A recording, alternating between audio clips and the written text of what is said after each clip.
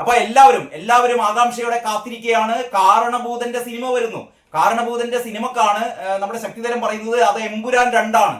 എമ്പുരാൻ 2 എന്ന് പറയുന്ന ഒരു സിനിമക്ക് വേണ്ടി ആ സിനിമ വരുന്നു, കാത്തിരിപ്പിൻ എന്നാണ് ശക്തിധരൻ പറയുന്നത്. ആ ശക്തിധരന്റെ പോസ്റ്റ് ഇങ്ങനെയാണ്: പിണറായി വിജയന്റെ ആക്ഷൻ ചിത്രമായ എമ്പുരാൻ വെള്ളിത്തിരയിൽ എത്തുന്നത് മെയ് 21-നാണ്. മെയ് 21-ന് എല്ലാവരും കാത്തിരിക്കുക. അതാ ഏതാനും ദിവസങ്ങൾ മാത്രമേ ബാക്കിയുള്ളൂ. മെയ് 21-ന് നമ്മുടെ കാരണഭൂതന്റെ സിനിമ വരികയാണ്. അപ്പൊ കെ സുധാകരൻ പിണറായി വിജയന്റെ പുറത്ത് പെട്ടന്ന് അടിച്ചിട്ട് അയ്യോ നല്ലല്ലേ എന്ന് പറഞ്ഞിട്ട് കാരണഭൂതൻ ഓടുകയാണ്. അത്രേ കാരണഭൂതന്റെ ഏതാണ്ട് ഒരു 1.5 കിലോമീറ്ററോളം, നിങ്ങൾ ആലോചിച്ച് നോക്കണം, ഒരു 1.5 കിലോമീറ്ററോളം കാരണഭൂതനിട്ട് ഓടിച്ചിട്ട് പുറത്ത് അടിച്ചിട്ട് അവസാനം ഈ കാരണഭൂതൻ നമ്മുടെ സുധാകരന്റെ കാല് പിടിക്കണം. അത്രേ അയ്യോ മാപ്പാക്കണം, ഇനി ഞാനൊന്നും ചെയ്യൂലേ, എന്നെ രക്ഷിക്കണം എന്ന് പറഞ്ഞാണ്ട് മാപ്പാക്കുന്നൊരു കഥ ബ്രണ്ണൻ കോളേജിലെ പഴയ പൂർവ്വ വിദ്യാർത്ഥികൾ ഇപ്പോഴും പാടി നടക്കുന്നുണ്ട്. അപ്പോഴാണ്. എല്ലാവർക്കും നമസ്കാരം. ഇന്നത്തെ പത്രവിശേഷത്തിലേക്ക് സ്വാഗതം. പത്രങ്ങൾ നോക്കുന്നതിന് മുമ്പേ നമുക്ക് ഒരു ഫേസ്ബുക്ക് പോസ്റ്റ് ഒന്ന് നിങ്ങളുടെ ശ്രദ്ധയിൽപ്പെടുത്തട്ടെ. നമ്മുടെ ജി ശക്തിധരന്റെ ഏറ്റവും പുതിയ ഫേസ്ബുക്ക് പോസ്റ്റ് ഞാൻ പറയാം. ഇത് ഇന്നലെ ശക്തിധരൻ പോസ്റ്റ് ചെയ്തൊരു ഫേസ്ബുക്ക് പോസ്റ്റ് ആണ്. അതിൽ പറയുന്നത് എന്താണെന്ന് അറിയാം, എല്ലാവർക്കും താല്പര്യമുള്ള കാര്യമാണ്. എല്ലാവരും ഈ എമ്പുരാൻ കണ്ടതിന് ശേഷം എമ്പുരാന്റെ അടുത്ത ഭാഗം, അതായത് ലൂസിഫറിന്റെ 3-ാം ഭാഗം, അതായത് എമ്പുരാന്റെ 2-ാം ഭാഗത്തിന് വേണ്ടി എല്ലാവരും കാത്തിരിക്കുകയാണല്ലോ. പ്രത്യേകിച്ച് ഇപ്പോൾ നമ്മുടെ പെഹൽഗാമിലെ ആക്രമണം നടന്നപ്പോൾ നമ്മുടെ പല സോഷ്യൽ മീഡിയയിലൊക്കെ കാണുന്ന ഒരു സംഭവമുണ്ട്. നമ്മുടെ പൃഥ്വിരാജിന് അടുത്ത ഒരു എമ്പുരാന്റെ അടുത്ത ഭാഗം ഇറക്കാം. കാരണം അവിടെ ഈ 9 ഭീകര കേന്ദ്രങ്ങൾ ആക്രമിച്ചല്ലോ നമ്മുടെ സേന.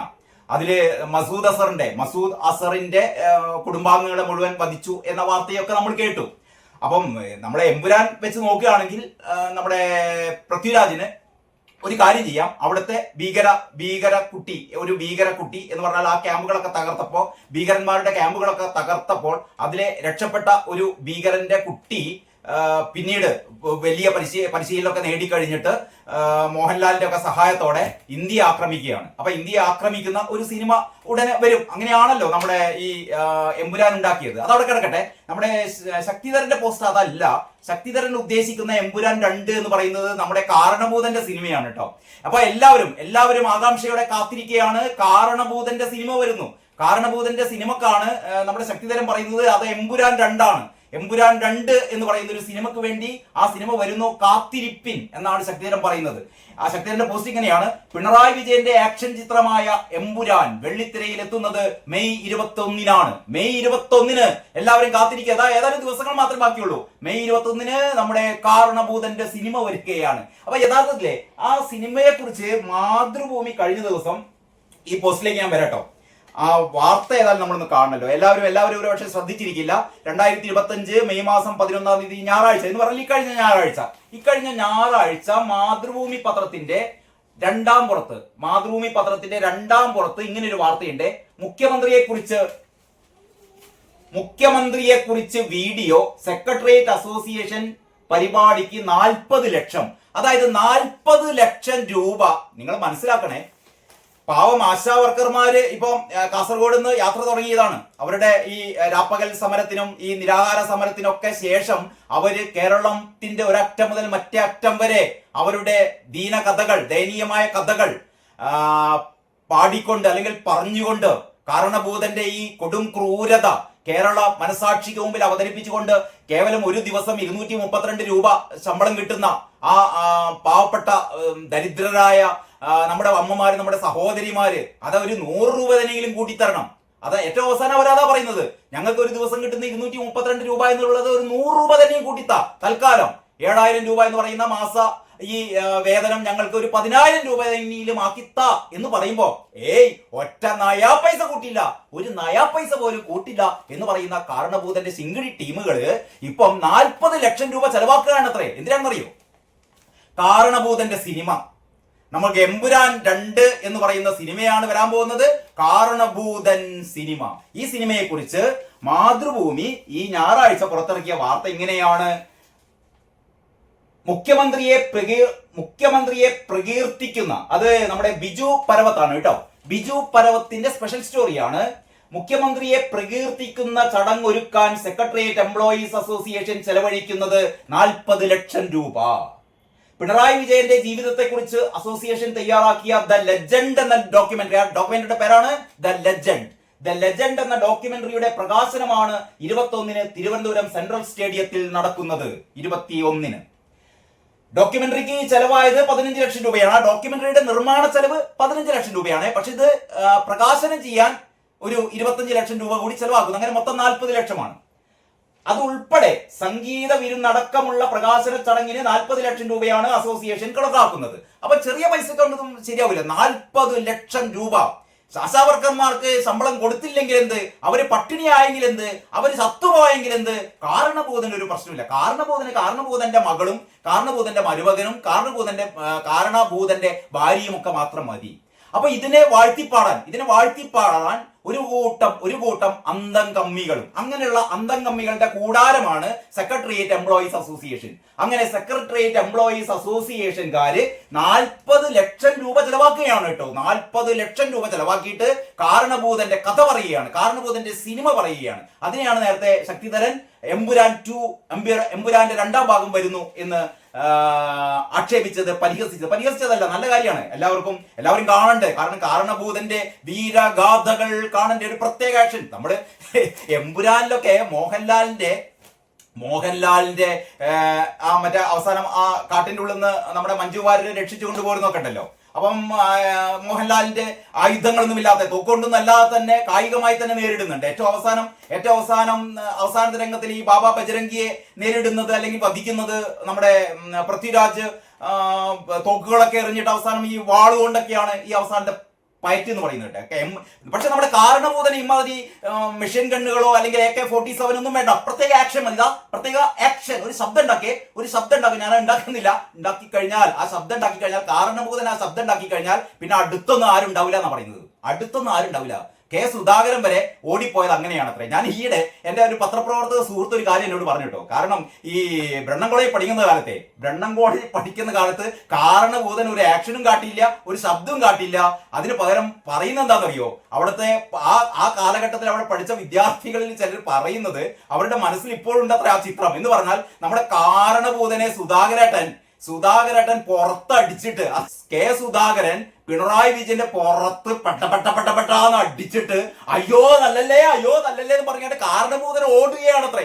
കാരണഭൂതന്റെ ഏതാണ്ട് ഒരു 1.5 കിലോമീറ്ററോളം, നിങ്ങൾ ആലോചിച്ച് നോക്കണം, ഒരു 1.5 കിലോമീറ്ററോളം കാരണഭൂതനിട്ട് ഓടിച്ചിട്ട് പുറത്ത് അടിച്ചിട്ട് അവസാനം ഈ കാരണഭൂതൻ നമ്മുടെ സുധാകരന്റെ കാല് പിടിക്കണത്രേ. അയ്യോ മാപ്പാക്കണം, ഇനി ഞാനൊന്നും ചെയ്യൂലേ, എന്നെ രക്ഷിക്കണം എന്ന് പറഞ്ഞാണ്ട് മാപ്പാക്കുന്നൊരു കഥ ബ്രണ്ണൻ കോളേജിലെ പഴയ പൂർവ്വ വിദ്യാർത്ഥികള് ഇപ്പോഴും പാടി നടക്കുന്നുണ്ട്. അപ്പോഴാണ് മൂപ്പര് പറയുന്നത്, കാരണഭൂതൻ പറയുന്നത്, ഊരിപ്പിടിച്ച വടിവാളുകൾക്കിടയിലൂടെ ഇന്ദ്രനും ചന്ദ്രനും അപ്പുറത്തേക്ക് ഞാനിങ്ങനെ വന്നു എന്നൊക്കെ പറയുന്ന ഈ സ്വയം വാഴ്ത്തുപാട്ടുകൾ കാരണഭൂതൻ പാടുന്ന ഒരു സംഭവമൊക്കെ നമ്മൾ കേട്ടു.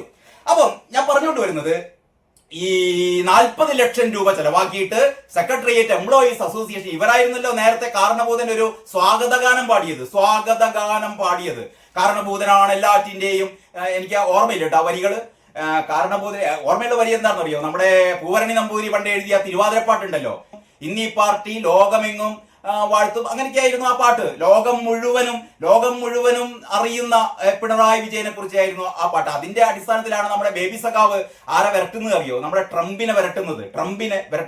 ഏറ്റവും പുതിയൊരു വീഡിയോ ഇറങ്ങിയിട്ടുണ്ട് കേട്ടോ, അത് ഞാൻ പറയാം അത് കഴിഞ്ഞിട്ട്. അതായത് നമ്മളിപ്പം പറയുന്നത്, നമ്മുടെ കോൺഗ്രസ്സുകാരും ചില അന്തംകമ്മികളും ചില സുഡാപ്പികളൊക്കെ പറയുന്നത്, അതായത് ട്രംപ് ഇടപെട്ട് കളഞ്ഞു. ഈ വെടിനിർത്തലിന് പിന്നിൽ ട്രംപാണെന്നാണ്. ട്രംപ് അല്ല, വെടിനിർത്തലിന് പിന്നിൽ MA ബേബി ആയിരുന്നു. ഇത് ആർക്കും അറിയില്ല. അവസാനം MA ബേബി തന്നെ പറഞ്ഞു. അതായത് യുദ്ധം ഏതാണ്ട് ഒരു 100 മണിക്കൂർ യുദ്ധമല്ല, 100 മണിക്കൂർ ഈ പാക് നമ്മുടെ ഭീകര ക്യാമ്പുകളൊക്കെ ആക്രമിച്ചു. അത് കഴിഞ്ഞിട്ട് സൈനിക ക്യാമ്പുകളൊക്കെ ആക്രമിച്ചു കഴിഞ്ഞപ്പോൾ ബേബി സഖാവ് പറഞ്ഞത്രേ മോദിയോട്, മോദി സ്റ്റോപ്പ്, മതി, ഇത്ര മതി എന്ന് പറഞ്ഞാൽ ബേബി സഖാവാണ് ഇപ്പോൾ ലോകം മുഴുവൻ നിയന്ത്രിക്കുന്നത്. കാരണഭൂതന്റെ തോളിൽ കയറി നിന്നിട്ട് ആരാണ്? ബേബി സഖാവാണ്. ബേബി സഖാവിനെ കാണുമ്പോഴത്തേക്ക് നമ്മുടെ ട്രംപ് മൂത്രമൊഴിക്കിട്ടോ.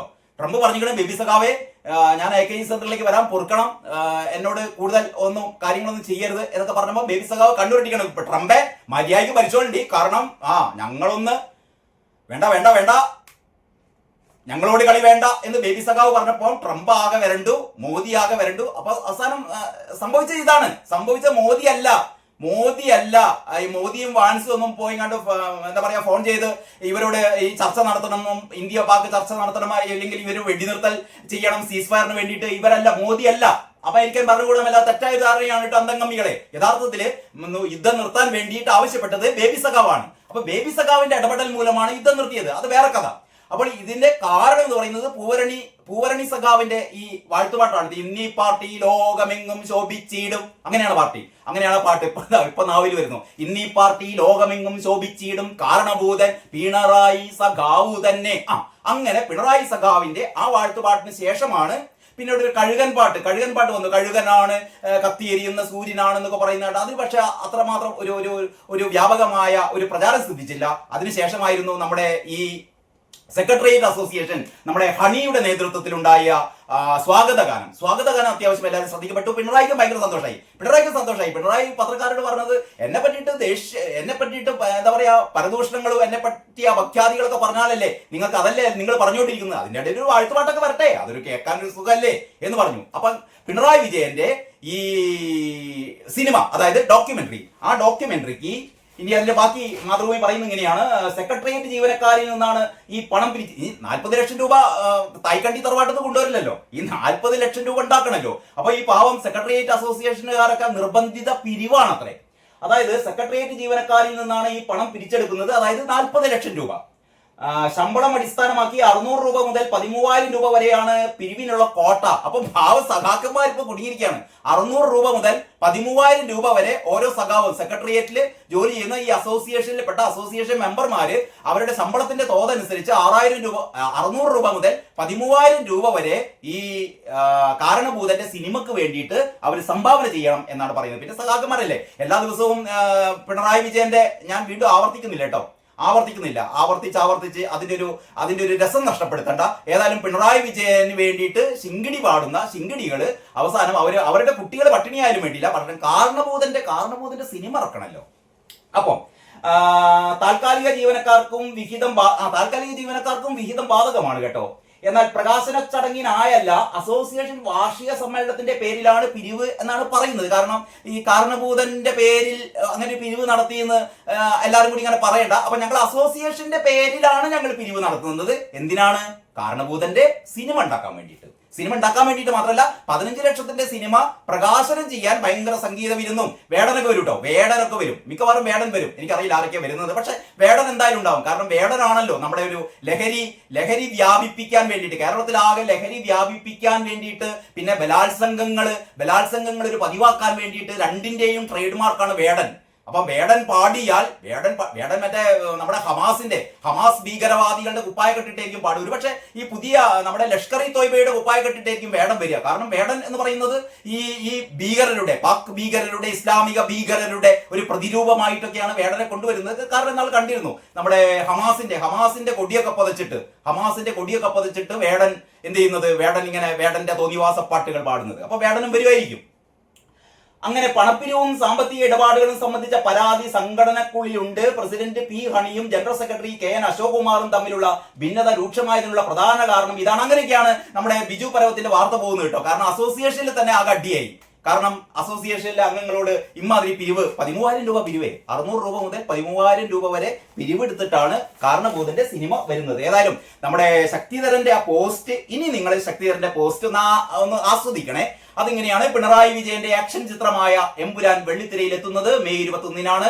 40 ലക്ഷം രൂപ സെക്രട്ടേറിയറ്റിൽ നേരത്തെ കോഴ വാങ്ങി വെച്ച പണമായിരിക്കും ഇതിന് ഉപയോഗിക്കുക എന്ന് പറയുന്നത്. ശക്തിധരൻ അങ്ങനെ പറയുന്നത് കേട്ടോ. ഈ 40 ലക്ഷം രൂപ ഈ നേരത്തെ തന്നെ കോഴ വാങ്ങി വെച്ച പണമായിരിക്കും. അതായത് സെക്രട്ടേറിയറ്റിലെ ഈ ജീവനക്കാരെ 600 രൂപ മുതൽ 13,000 രൂപ വരെ സംഭാവന കൊടുക്കണമെങ്കിൽ ഇറ്റിങ്ങൾ വാങ്ങുന്ന കോഴയുടെ കണക്ക് ഊഹിക്കാമല്ലോ. മുഖ്യമന്ത്രിയുടെ ഭാര്യ പെൻഷൻ പറ്റിയപ്പോൾ കിട്ടിയതിൽ പേരക്കുട്ടിയുടെ കുടുക്കയിലിട്ടിരുന്നത് ഇതിൽ ചേർക്കില്ല. അങ്ങനെയാണല്ലോ. അതായത് പിണറായി വിജയനുമായി ബന്ധപ്പെട്ട ഏത് കാര്യത്തിനും പൈസ വരുന്നത് എവിടുന്നാണ്? അത് പിണറായി വിജയന്റെ ഭാര്യയുടെ പെൻഷൻ കാശ് എന്നാണ് പറയുക. അങ്ങനെയാണല്ലോ. വീണമോളുടെ IT കമ്പനിക്ക് വരെ കാശ് കൊടുത്തത് ഈ പെൻഷൻ കാശ് എന്നാണ്. അപ്പോൾ മുഖ്യമന്ത്രിയുടെ ഭാര്യ പെൻഷൻ പറ്റിയപ്പോൾ കിട്ടിയതിൽ പേരക്കുട്ടിയുടെ കുടുക്കയിലിട്ടിരുന്നത് ഇതിൽ ചേർക്കില്ല. ടിക്കറ്റ് മനോരമയിൽ OTT-യിൽ കിട്ടുമെന്നാണ് ശക്തിധരൻ പറയുന്നത്. എന്തായാലും അടിപൊളി ഡോക്യുമെന്ററിയാണ് വരുന്നത്.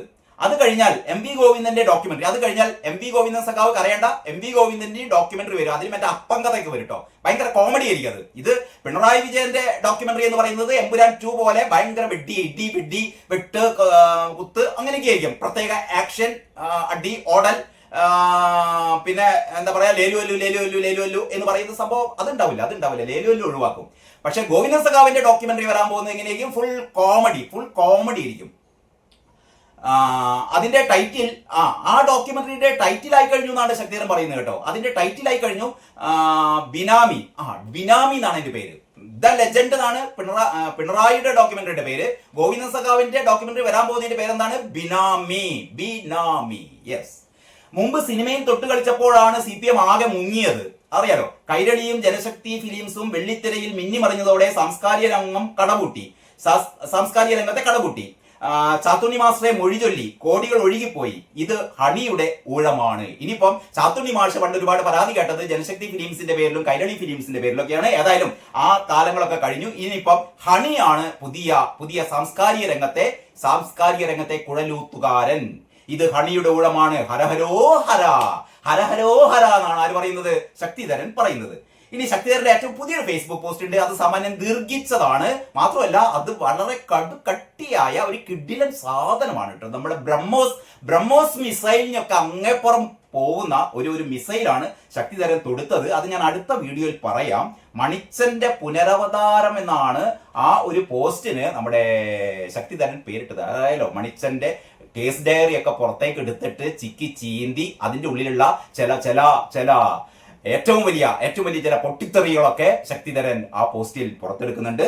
അപ്പൊ ഏതായാലും ഈ ഒരു പോസ്റ്റ് ഞാൻ ഇവിടെ ഈ ഒരു വീഡിയോ ഞാൻ ഇവിടെ അവസാനിപ്പിക്കുകയാണ്. ഏതായാലും എല്ലാവരും കാത്തിരിക്കുക 21-ന് നമ്മുടെ ഈ എമ്പുരാൻ ഇറങ്ങുന്ന സമയത്ത് പുലർച്ചയ്ക്കൊക്കെ ആയിരുന്നു ആൾക്കാരെ എഴുന്നേറ്റിട്ട് ഈ ആ ഫസ്റ്റ് ഷോ പുലർച്ചയ്ക്കൊക്കെ ആയിരുന്നു നടന്നത്. ഏതായാലും എനിക്ക് തോന്നുന്നത് ഈ എമ്പുരാൻ 2 എന്ന് പറയുന്ന ഈ ദ ലെജൻഡ് എന്ന് പറയുന്ന കാരണഭൂതന്റെ സിനിമയും മെയ് 21-ാം തീയതി സ്പെഷ്യൽ ഷോ ഒക്കെ വെക്കേണ്ടി വരും. കാരണം ലോകമെങ്ങുമുള്ള പിണറായി വിജയന്റെ ആരാധകന്മാര്, പ്രത്യേകിച്ച് ഇപ്പം MA ബേബി സഖാവിന്റെ ഒക്കെ ഒരു ആവിർഭാവത്തോട് കൂടിയിട്ട് ട്രംപിനെ വരെ വിറപ്പിച്ച ബേബി സഖാവ് ഒക്കെ ഉള്ള സമയത്ത് ലോകം മുഴുവനുമുള്ള ഈ ഭീകരവാദികളും തീവ്രവാദികളും ലഷ്കർ-ഇ തൈബയും എന്താ പറയാ നമ്മുടെ ബാക്കിയുള്ള വിവിധങ്ങളായ തീവ്രവാദി സംഘടനകളും അതിന്റെ ആൾക്കാരൊക്കെ ഏതായാലും ഈ സിനിമ കാണാൻ വേണ്ടി എത്തുമെന്ന് നമുക്ക് പ്രതീക്ഷിക്കാം. അപ്പം ഈ സിനിമ എമ്പുരാൻ